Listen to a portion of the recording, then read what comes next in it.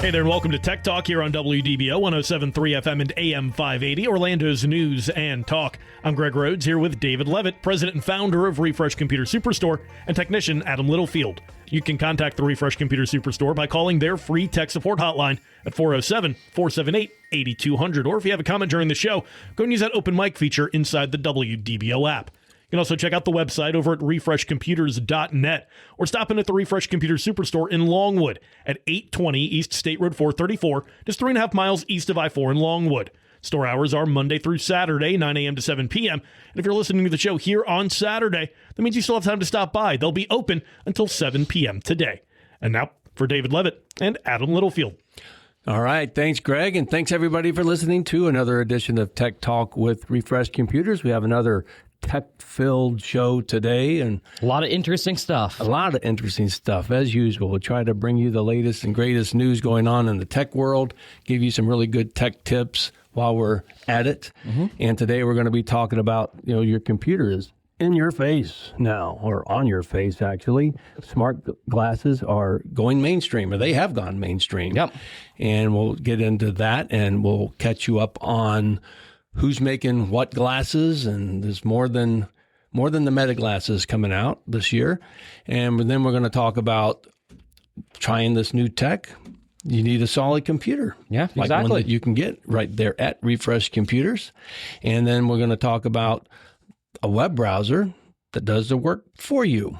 So there is an AI browser war right now for 2026. And we'll talk about what that means and what ChatGPT is doing to have their own browser and things like that. That's coming up. And then we'll finish today with another Windows tip, how to make your computer boot faster. So let's get into it, Adam.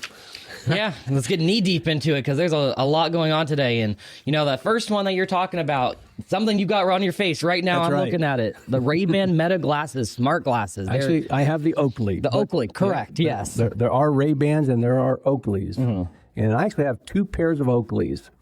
And I remember, they come in different models. They come in, the Oakleys, there's only one style, but they come in different colors, I guess, mm-hmm. right? You can get the rust color, the black, the white, the red, excuse me, at least in the version that I have. There is another Oakley version that's like a sports version. So you would, use it like downhill skiing or something. But the ones I have are the regular nerdy looking ones. That's the best way I can describe it. Well, nerdy they are because, they're smart glasses. They are. And, you were telling me before we got into the show today about, live translation, how you've been experimenting with that. And, now there's actually smart glasses that are coming out with the display in a lens. In the lens. Right in your eye. And Meta just announced theirs. Right. And if you're wondering, who is making my Oakley smart glasses, they also make Ray-Ban. That is Meta, the folks at Facebook. Right. Zuckerberg, a smart move, I guess, on his part. He kind of got a head start on everybody else doing this smart glass thing. Basically, a computer on your face, if you will. And smart to pair with an already very well-recognized glasses maker, too. That's right. That's right. So, with Oakley and Ray-Ban, like we already talked about, and, those companies are actually manufactured by that big, giant Luxottica, yep. Luxottica, yeah. And, they own the market in glasses. There was a 60 Minutes piece on that company like years ago. They own Sunglass Hut, Lens Crafters, Ray-Ban, Oakley, so they kind of cornered the market. So let's get into what I like and what I don't like about my smart glasses. Yeah, because they're like all kinds of tech, there's pros and cons. There are. So this is what you get with the Meta glasses like I have, and it's the same with Ray-Ban, if you get the Ray-Ban or if you get the Oakleys.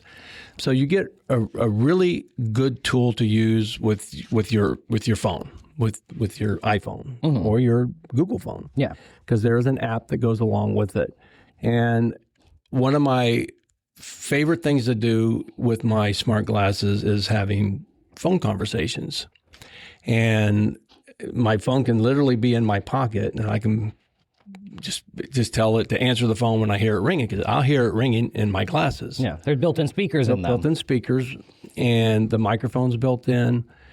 And the conversation is crisp and clear as anything. I mean, better than just holding the phone up and talking to somebody over like that. I mean, it's really clear, and I really like that aspect of my glasses. It's a little intuitive too, having, just the glasses on, telling it to answer your phone calls. But I cannot forget the first time I think I heard you taking a phone call. You're walking around the store just talking, and it looks like you're talking to yourself. I know. And I'm just like, what did you say? And you just point to your glasses. I'm like, oh, he's on a phone call. Well, he's not talking to me. If you remember when the rage was the Bluetooth earpieces that came out. Oh, yeah. The little cockroach. Very long. Yeah, the little cockroach on the side of somebody's face. And for the longest time, I would get caught. Were you asking me a question and they turn around, they're like, No. Pointing over exaggeratedly at their other ear, and you're like, well, sorry about that. Didn't know the cockroach could talk. Yeah. Well, and then because my glasses have a more than a function of a computer, they're real glasses. They're prescription glasses. And so I have transition lenses, and so and I love the transition, how fast they get dark outside, right, and how fast they get light. Now that's another technology altogether, but still, the last time I had transition lenses was probably 15 years ago, and I thought, well, I'm not going to have these anymore. It just took too long to get light again. Yeah, you walk inside, and I'm like blind, half blind. But these transition back really fast. I mean, almost instantaneously. So I do like that aspect of it. And I also have, I forget what the technical term is called, but where it has trifocals, basically. Okay. There's another term for it. They don't call them trifocals anymore because you can't see any lines. Right. But I do have the near vision, the far away vision, and the reading all built into one lens. And so that was kind of cool that they were able to do that. That really begs the question now with this new Meta Ray-Ban display is the name of it. It makes me wonder how they're going to be able to achieve, something like trifocal lenses with a display built into the lens. Because we didn't get to that part yet. Because Meta also has the glasses. I guess I don't know. Did we mention it at the beginning of the show? Mentioned it a little bit. Yeah. They do have the type of glasses with the built-in display, which I just don't. I don't have, and I don't think I would want that. But it's gotten really big. How big is it? 6.5 million pairs of Meta glasses sold. Meta has actually 2025. They've actually made more money now off of their glasses than their VR headsets. That's right. And I have one of at least the VR headsets. I can attest to that. And that's a great headset. The built-in speakers with it, the comfort of it. It's one of the best VR headsets I've ever owned. But I guess that's such a niche, very specific kind of item, right? Right. Like not everybody's looking for a headset. Yeah. But just about everybody is looking for a pair of either glasses for reading or sunglasses. Yeah. Right. Yeah. Which this opens up a full market for that. And I've worn glasses, my entire life, and so it was just a natural thing for me to when I needed a new prescription. I got mine at Walmart. Yeah. Went to Walmart, got my eyes tested, and they sell them. And actually, I didn't even know they sold them there when I went there because that's where I go to get my vision tested. And when I was there, I was telling the guy, "Hey, I'm going to get some probably the Oakleys because I like how they look, because you can do this virtual thing on the Meta website where you can actually point your phone at your face. You can see what the glasses look like on you. Right. And I thought, well, I like these Oakleys. And he goes, yeah, we have them right here. I said, oh, wow, that's cool. So he let me see them. I played with them for a little while. And, of course, they were the display model. And the ones I got it took about, I think, 2 weeks, maybe 10 days. No longer than your usual pair of glasses. No longer than a usual pair of glasses. And another thing that I do like about them is being able to look and ask about things. Like I can just look at a landmark. Yeah. And I can ask my glasses, what am I looking at? And it'll tell me. It'll tell me a mountain range, what mountain range it is, because it'll recognize it. Okay. And, these kinds of things. Yeah. It's kind of cool. I can look at a plant and say, hey, what kind of plant is this? And I know they have these apps on your phone and stuff too. Right, But you don't have to point your phone at it. You just look at it. And that's the great ask. thing. Yeah. As these accessories that we've kind of tied to our phones continue to grow, this is the logical next step. That's I think now it's almost commonplace for everyone to have a smartwatch on their wrist at this point as opposed to a regular watch. think we're kind of trending that same direction with these smart glasses. And I'm seeing more and more people wearing these. Yeah. And then people come up to me. Oh, I see you have your Oakleys, your smart glasses. I said, yeah. Oh, I see you have your Ray-Bans. And so another thing, hands-free photos and videos. I just tell it to take a photo, and it takes a photo. Yeah. I tell it start a video. It starts a video. And it's really cool because I like when I'm playing with my grandkids, for example, we went out for a nature walk with them. They're almost 3 years old, twin boys. And I just told it to start videoing them, and it did. And it's just very, very good quality video. I think that honestly, and that is a very big pro because again, it can be very hard to catch those moments sometimes. Trying to reach for a phone or a camera or anything like that. Sure, you can catch things quicker. You can catch things quicker, but also on the other side of that, it's also kind of ties into a bit of a privacy concern for a lot of people too, right, Dave? Big privacy concern, and one that I have. But let me get into another feature. It's like turn-by-turn directions, like that kind of thing. You're not looking down at your phone for your navigation. It's talking to you, kind of in your ear and naturally as well, as opposed to the robotic way your car normally would do it, where by the time you've passed your turn, it's telling you to turn off into a lake or something at that point. Yeah. So anyway. Battery life. Let's talk about battery life. Now they tout an 8-hour battery life. No way. Yeah. No way. These the battery of my Oakleys lasts maybe 4 hours, 4 or 5 hours. I even learned that another reason I bought a second pair is because I can have them charging. I even bought extra charging cases, so I have a charging case in my house and my car at work.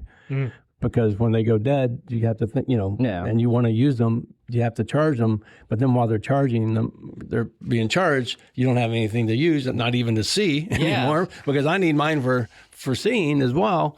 So that's why I bought my second pair. So I always have an active pair ready to go. That's what I do like with with smart glasses now is the idea of, you don't have to take them off and plug them in. You're not attached to a cord. You have a glasses case that you set them into and they charge. Yeah. But that highlights, exactly what you're saying as well, that if you got to put them on charge for an hour and you rely on your glasses to see, you're not carrying around a second pair of glasses as a backup for when your Meta glasses are charging. Yeah, that's true.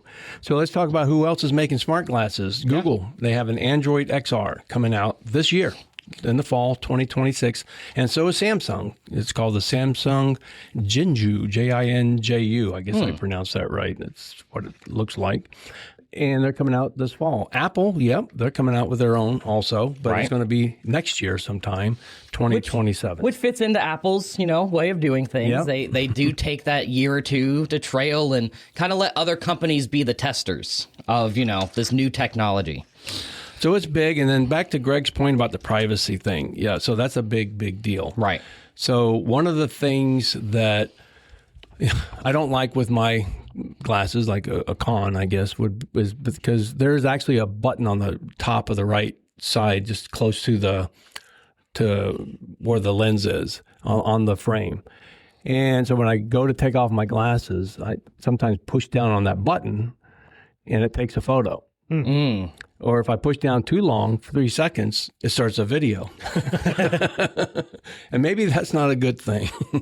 and so there's no way to turn that off. No. The only thing I can do is change it to where if I push it instantly, it'll video instead of take a picture. And I have to hold it for 3 seconds before it will take a picture. Right. And the other security concern is that, the camera points at whatever you're looking at, right? And there is a little light that comes on the outside of the glasses so that people will see that you're recording. It'll flash a white light that's flashing. But, of course, they're already making the light blockers. Right. So you can work buy around them. all those kinds of things. So you can put something over the light so people would know that you're recording them. So that's another security concern. And Meta used to be really good with that as well. I remember the first iteration of those glasses that came out, if you blocked that light, the glasses would actually say, hey, the notification light is blocked and we can no longer record video until it's unblocked. I think that's going to be a continuing concern with some of these as they continue. More and more private spaces are restricting the use of even phone devices. So I can only imagine it's going to reach over into that. We'll continue our conversation a bit on this here on Tech Talk. You've been listening on WDBO 107.3 FM and AM 580.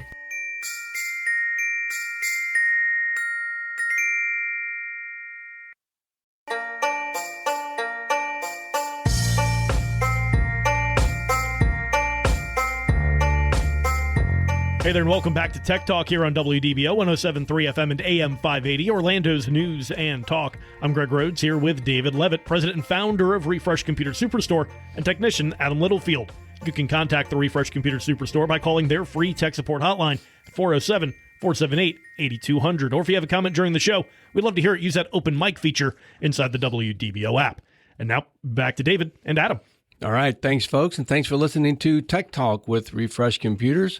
Today we have a lot to talk about. We've already talked a lot about the new fad that's out there right now that's really catching on like wildfire, smart glasses. And the 6.5 million users at least already sold in 2025. So probably double that so far for 2026 that Meta is like, it's hard for them to even keep up. It was only the smart move, too, for this kind of technology. VR was, I think, the first step into that space. And now, glasses, especially starting to put displays into glasses. That's right. Is going to be, I think, the future with it. So Meta just announced that they have a display coming out with their glasses. And we talked earlier about Google and Samsung coming out with their own glasses. They're coming out towards the end of this year. But the models that they're coming out with will not have the display in them. Right. The model I'm wearing, the Oakleys that I talked extensively about in the last segment, do not have the display in them. And I don't know that I would want the display in my glasses because they do everything that I need them to do. And I don't need that distraction. But we were also talking about the security concerns with these glasses. And, we were talking about, hey, whatever you're looking at is potentially being recorded. So anybody that you that you see that are wearing glasses, they could be the types of glasses. Right. And smart glasses, and you could be recorded, just about anywhere. So it's important, like restaurants, gyms, locker rooms, schools. So society's going to have to.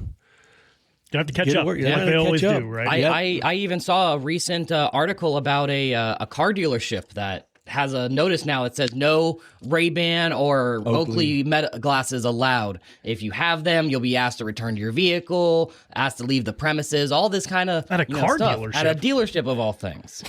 Okay. I know.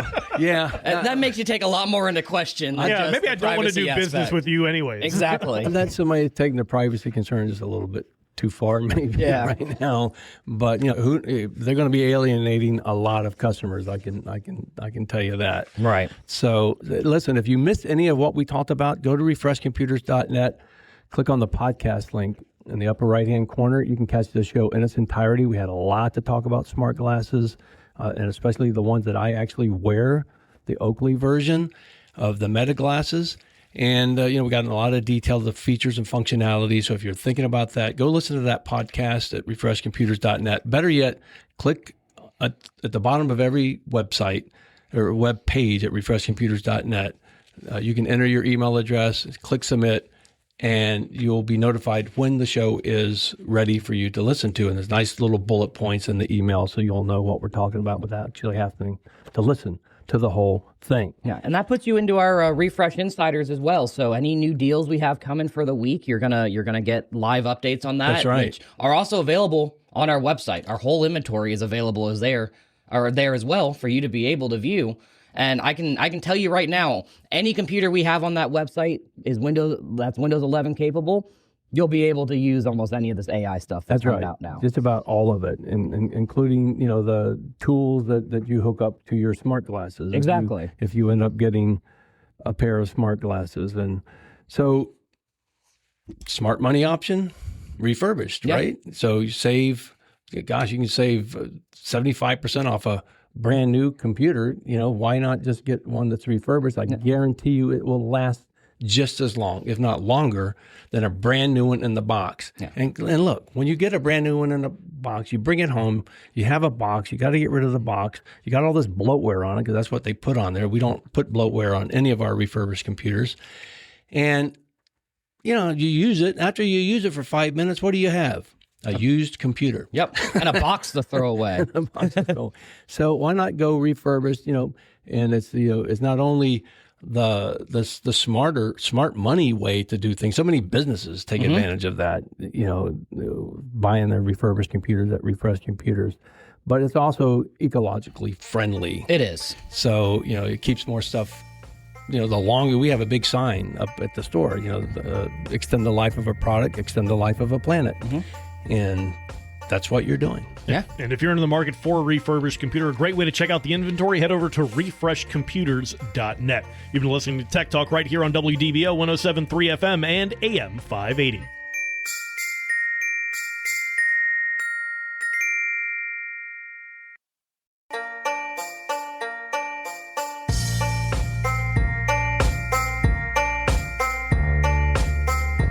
Hey there, and welcome to Tech Talk here on WDBO 107.3 FM and AM 580, Orlando's news and talk. I'm Greg Rhodes here with David Levitt, president and founder of Refresh Computer Superstore, and technician Adam Littlefield. You can contact the Refresh Computer Superstore by calling their free tech support hotline at 407-478-8200. Or if you have a comment during the show, go and use that open mic feature inside the WDBO app. You can also check out the website over at refreshcomputers.net or stop in at the Refresh Computer Superstore in Longwood at 820 East State Road 434, just 3.5 miles east of I-4 in Longwood. Store hours are Monday through Saturday, 9 a.m. to 7 p.m. And if you're joining us here on Saturday, that means you still have time to stop by. They'll be open until 7 p.m. today. And now for David Levitt and Adam Littlefield. All right. Thanks, Greg. And thanks, everybody, for listening to Tech Talk with Refresh Computers. We talked a lot about smart glasses in the last couple segments and how popular they are. And perhaps you've seen somebody already, or maybe you know somebody. It wouldn't be unusual today for you to know somebody that's actually wearing a pair of smart glasses, and they look like everyday glasses. Yeah, I guess that's the point of them too, is to blend in, right? They do, and so they can do all kinds of fun things. We talked all about that. So if you missed that, go to refreshcomputers.net, click on the podcast link, and you can listen to the show in its entirety. So in this segment, we want to talk about the AI browser war of 2026. So AI is obviously the talk of the town, the talk of the planet, basically. It's the talk of us for almost like the past year now, it feels like. I know. I remember when we started talking about AI probably 2 years ago. Yeah. And then it was so tempting to talk about AI again on the next show. Right. That I remember making a conscious point to, okay, we just talked about AI last week, so I don't want to talk about AI again this week. It's getting kind of old. But now every show is almost, there's an AI-related segment because AI is in everything. It is. It's just around us, and it's doing so much, and including your web browser. So what's a web browser? Well, that's Chrome, Safari, Edge, Firefox. And so, of course, Google has dominated that market for a few decades now. Yeah. Anybody knows that Internet Explorer and Microsoft Edge is normally the browser you use to download Google Chrome. That's right. At least that's how it has been for me. And Edge begs you not to do it. Please, wait, I can do so much. Just give me a chance. Are you sure you don't want to make me default? Absolutely Your not. default browser. So anyway, what's changing big time in the browser world is, and this one kind of caught me a little bit by surprise, Adam, because I didn't think that the technology was going this direction, but the people that make ChatGPT, right? They OpenAI, so they announced that they are coming out with a browser of their own. It's called Atlas, and so it's to compete, I guess, directly with Google, and Gemini. Well, it begs it invites, challenge, I guess, because Google, we did a show episodes back where they were introducing that Gemini Nano into their browsers first. Yep. And I'm sure that once ChatGPT or OpenAI, once they caught wind of that, they're like, well, there's another corner for us to start fighting for. And that's, the browser, your browser in your computer.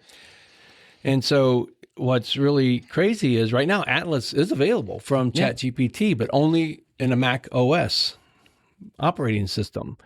So, they recently announced plans to merge ChatGPT and Atlas into a unified desktop super app, right? So I think what you're going to see is that ChatGPT using the Atlas program will probably be just kind of merged into one. So now it looks more like a look and feel of a browser, but it's just ChatGPT. And it's almost kind of like how when you do a Google search anymore, it gives you the option to AI enhanced that search. That's right. Right. So I imagine it'll probably maybe kind of similar to how that layout works out, right? Yeah, I think so. And it could be that, they maybe they jumped the gun a little bit by coming out with this Atlas operating or Atlas browser, ChatGPT folks. And they only put it on the Mac operating system, which seems kind of odd to me. And it's almost to me like they had that part ready and maybe they were working on the Windows part. This is just pure speculation on my part. And then they caught themselves and said, wait a minute, let's hold off on that. Because the research I've done on Atlas, ChatGPT's browser, it's probably not even going to be a Windows-based browser. It's going to be what I said, that unified product where it's kind of merging a browser and ChatGPT together, sort of like what Google has already done with Gemini, but just in reverse order. So you had Google, you Google something, Google took their AI tool, which is Gemini, and they blended that Gemini into Google searches now. So where ChatGPT had ChatGPT, right? So they had the AI tool, and now they're making the browser, and I just don't know that that's going to be the way to go. This choice with focusing on Mac OS 2 really, it just gets my imagination going, my speculation going of why they chose Mac OS to be their main platform. Because to me, Mac OS is one of the most secure operating systems out there. Yeah, right. It is very. So if you have now an AI browser, it's an application that you install to the computer. It has access to, the computer itself and its own application.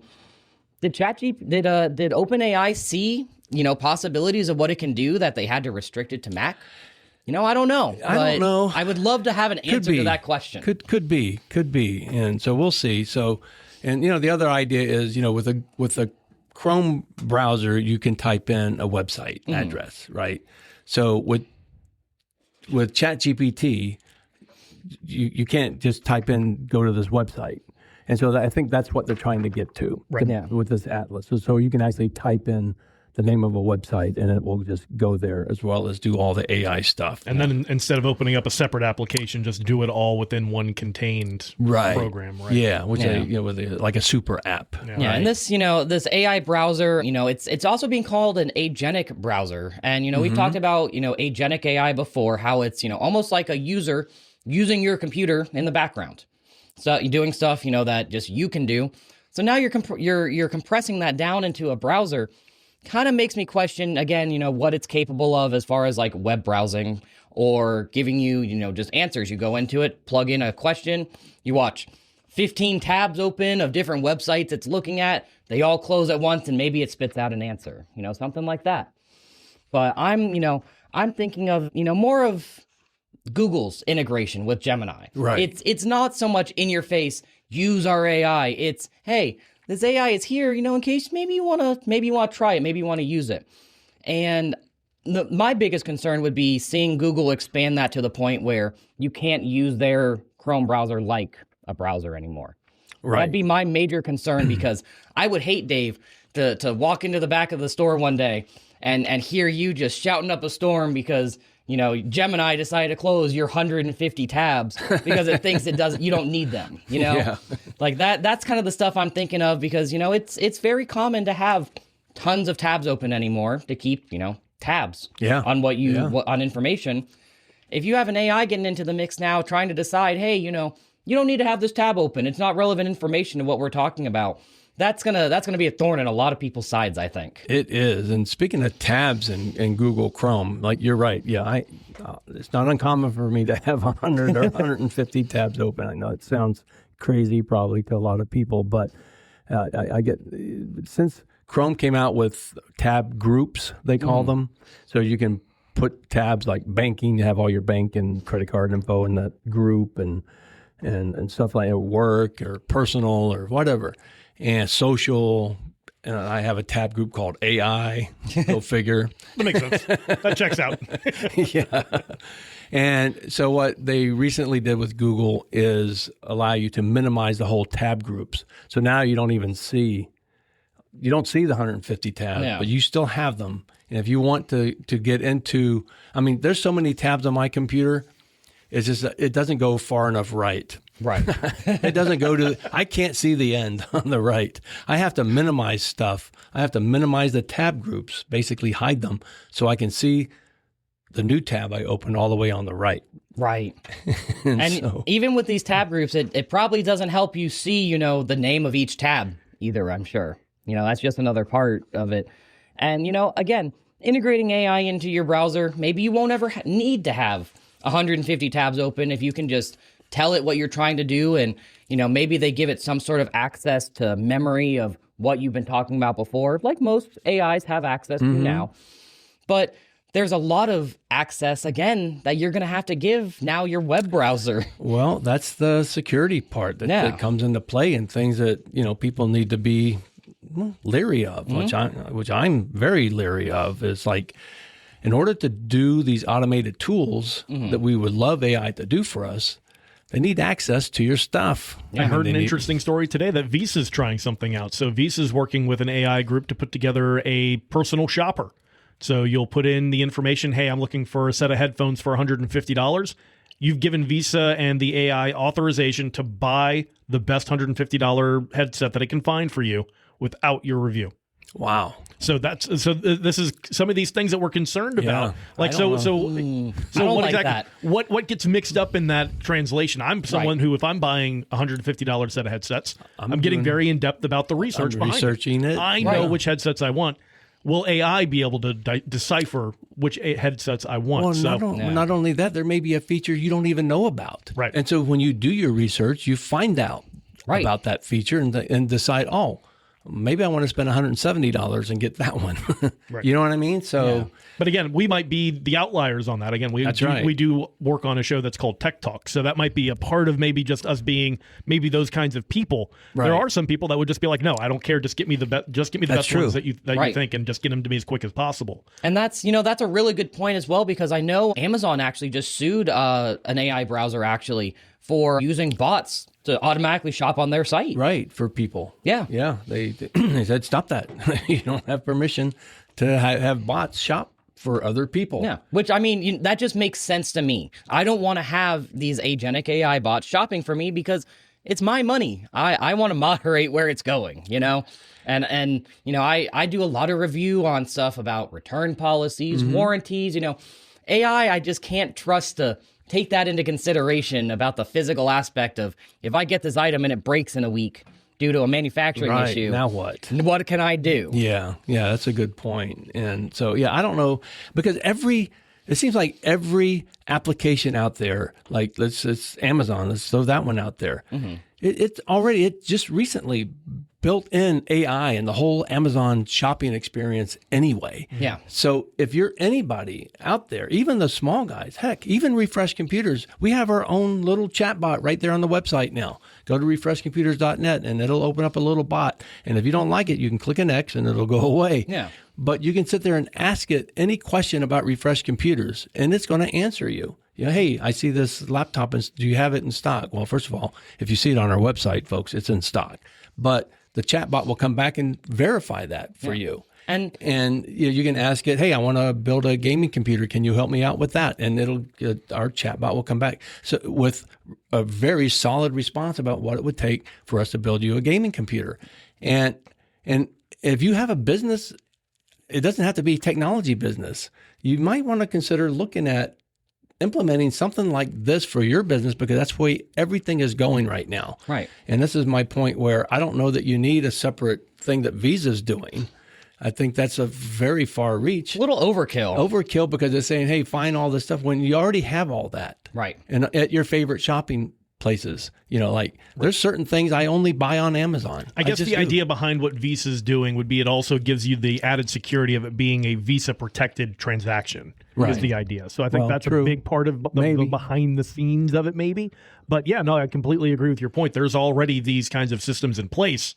Why not just partner with somebody in the first place? And going back into like the browser sphere of this as well, a lot of chatbots now, like the one we have on our website, Amazon uses, they're what I would call contained. They have a central database of information they refer to. They can't refer to anything else, outside sources. When you're using an AI browser, has access to the whole internet. But the biggest thing, and I know a lot of our customers always have this concern, is their privacy with their internet browser, with what it's tracking, it's recording. A lot of users use browsers like DuckDuckGo, for example. Yeah. Because it removes that history. Yeah. What are we going to start getting into where the need of memory is needed for your browser? Well, the whole idea behind AI is being able to use the memory so it will remember Exactly. What you've been looking for and what you've been doing. So yeah, there's a lot of give and take there, and we're at the forefront of this whole thing. Tip of the iceberg, I think. Yeah, we are. So we'll see what the future holds. Look forward to a lot more conversations about this right here on Tech Talk. You've been listening on WDBO 107.3 FM and AM 580.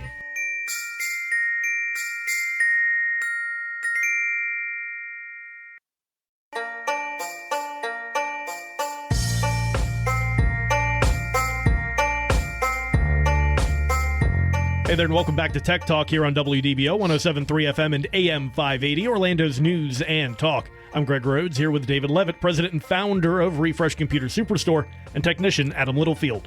You can contact the Refresh Computer Superstore by calling their free tech support hotline at 407-478-8200. And don't forget to check out the website at refreshcomputers.net. And now back to David and Adam. All right. Thanks, folks, for listening to Tech Talk with Refresh Computers. Had another good show today. We've been talking a lot of tech. A lot of tech. AI, with smart glasses, like the ones I'm wearing, and how much I love them, and what I use them for. It's kind of AI in your cool. browser as well. AI in your browser. We talked all about that. And so if you missed anything, you want to catch up, go to refreshcomputers.net, click on that podcast link, and you'll be able to hear the show in its entirety. Better yet, scroll to the bottom of any page at refreshcomputers.net, enter your email address. That's all we ask for, and click submit. And you will be notified as soon as this radio show is ready in podcast form, so you can go in and listen to it with the nice little bullet points now in the email to let you know what we're talking about in case you just don't want to listen to the whole 40 minutes of recorded See if talk. it's interesting to you before you get into the meat and potatoes of us two nerds talking about it. That's right. True. So in this segment, this is our weekly Windows tip that we want to get into here, and make your PC boot faster. And boy, is this something that people bring their computers in for us to do for them. Right. Because they don't know. They just bring in, hey, my computer's running slow here. But we're going to tell you how you can make your PC run faster or boot up faster, where you probably don't have to bring it in or call us and say, do things. So Adam, I'll let you take this over. Yeah. So, there's a built-in Windows function in Task Manager. Actually, you can right click on your taskbar at the bottom and open up Task Manager, or press Control-Alt-Delete, open it that way. There's a little Startup Apps tab right there. And a lot of the times, when you start up your computer, there's probably 8, 10, I've seen 15 windows pop up before, and those are all your startup apps. Whenever the computer turns on, that's what starts up. This is what you, in one form or another, told your computer to go ahead and get started when you turn on your computer. And every single one of those that are enabled, guess what? They're slowing it down. That's right. So, you can go through that list and you can take a full audit, see what's enabled, what's disabled, and you can disable them right in that list. Just click on it. There's a little disable button at the top, and you can disable it from startup. And I've seen computers really get turned around because of this. You don't want 4 web browsers open. You don't want Photoshop opening as soon as you turn the computer Teams. on. Microsoft Teams, that's a very big one. Right.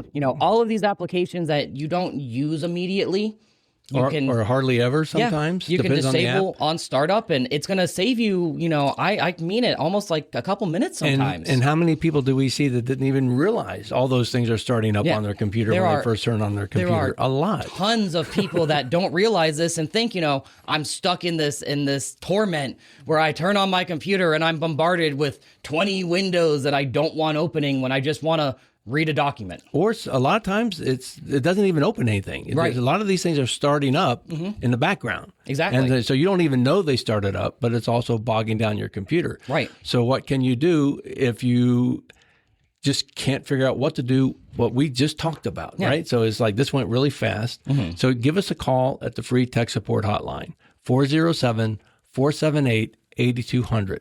And we will very quickly go over this. Call us when your computer's on and you're ready to go, and we'll very quickly over the phone guide you through this on how to eliminate these startup tasks when your computer turns on, so that your computer will actually be faster the next time you boot it up. And that's a free tech support call at Refresh Computers. The number again is 407-478-8200.